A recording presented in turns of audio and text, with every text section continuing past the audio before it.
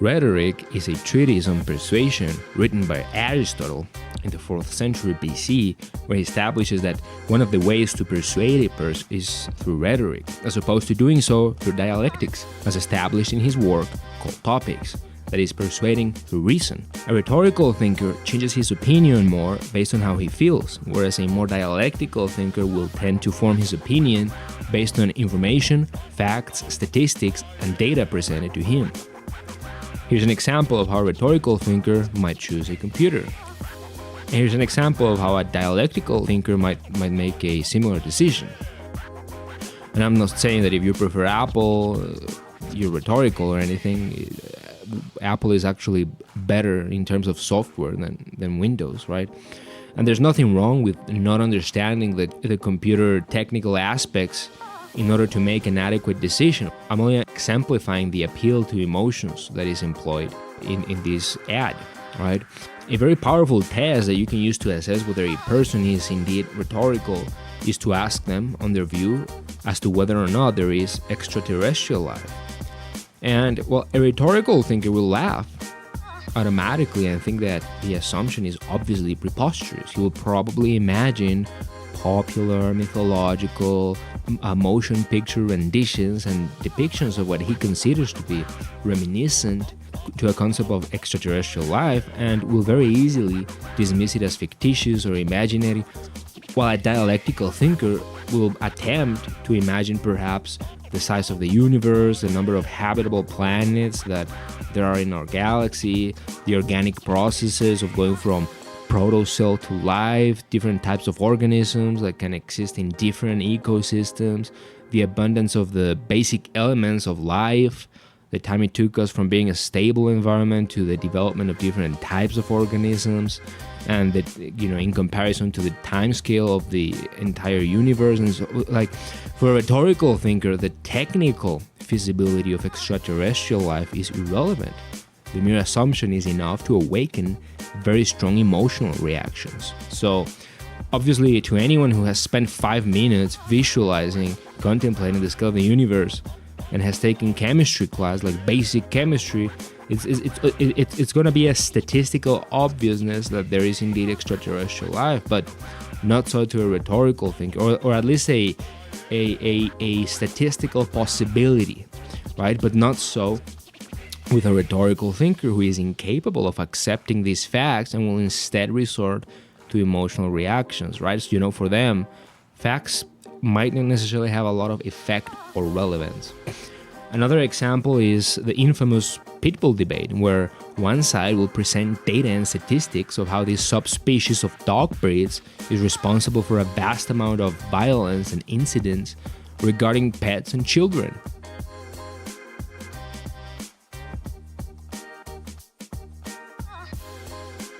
Whereas the defending side will share images like the ones presented right now. It's like, how the fuck could a grown adult, possibly in their right mind, think that this constitutes a remotely valid way of arguing or anything resembling a valid point? The answer is, it isn't. It's a rhetorical thinker that you're dealing with. It's an emotional person that's presenting emotional arguments. So, in liberal politics, there is a very unfortunate instrument of control used to subjugate dissidents, socially discrediting them in the eyes of rhetorical thinkers, whom you can identify in the way they use, react to, or refer to the use of the term conspiracy.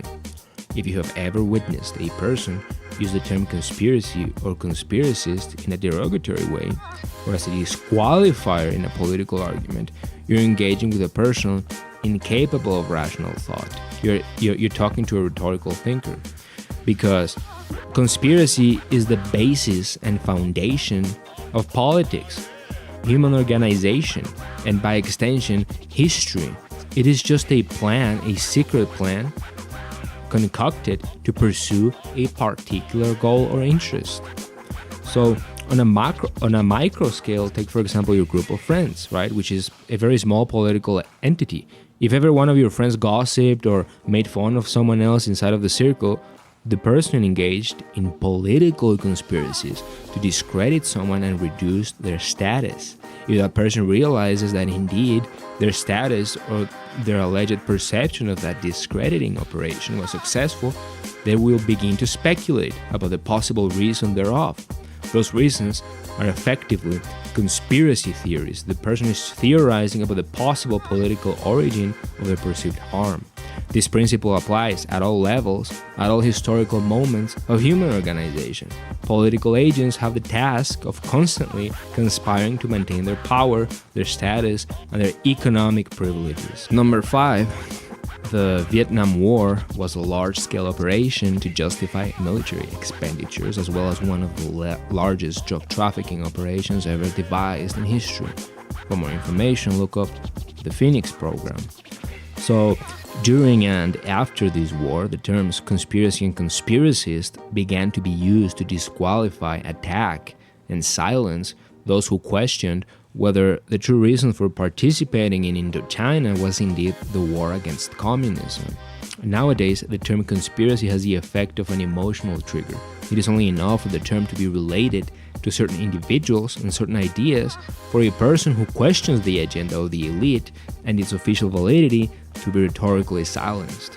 It is difficult to grasp that adults, even men who are not completely stupid, even though they are aware that something like corruption is real, dismiss ideas by labeling them as conspiracies, saying things like, oh, I don't believe in conspiracies, or oh, he believes in conspiracies, this person believes in conspiracies, taking into account that corruption itself is a conspiracy. The sad reality is that these people are emotional and rhetorical thinkers. Engaging in serious dialogue with them is a waste of time and energy. Number 4, we don't know who and when the pyramids were built. So, yeah, story time here. Back in the day, I was having a conversation with a buddy from, he wasn't my buddy, he was just someone I knew from Egypt. I was asking him, hey, what do you think, how do you call ancient Egyptians? Oh, we'll call them pharaohs, right? Pharaohs are not the kings, pharaohs are the people that live there, you know. Oh, that's very interesting, and, you know, how do you, like, when do you think the pyramids were built? And he was like, well, what a weird question. Like, obviously, this date, like this recent date that's officially recognized by the government of Egypt or whatever, right? Whatever he was taught, right? Well, but back in this age, more or less, right? And I'm like, well, are you sure? Like, do we really know when the pyramids were built? I was just wondering, right? Because, like, we don't know what they're for, and like, and he was like, oh, what are you, one of the stupid Americans that believe the aliens made them? It's like, I'm like, what the fuck are you talking about? I never said anything of the sort. He's just like, oh, well, this guy reminds me of one of these people, right? He reminds me of Alex Jones. I'm gonna like, number 3. The Younger Dryas, a meteorite precipitated the end of the Ice Age and restarted human history 12,000 years ago. Well, this third point and number 2 and number 1 are a little bit controversial, and I don't really have a lot of time right now, but if you like this video, please like and thumbs up and subscribe or whatever.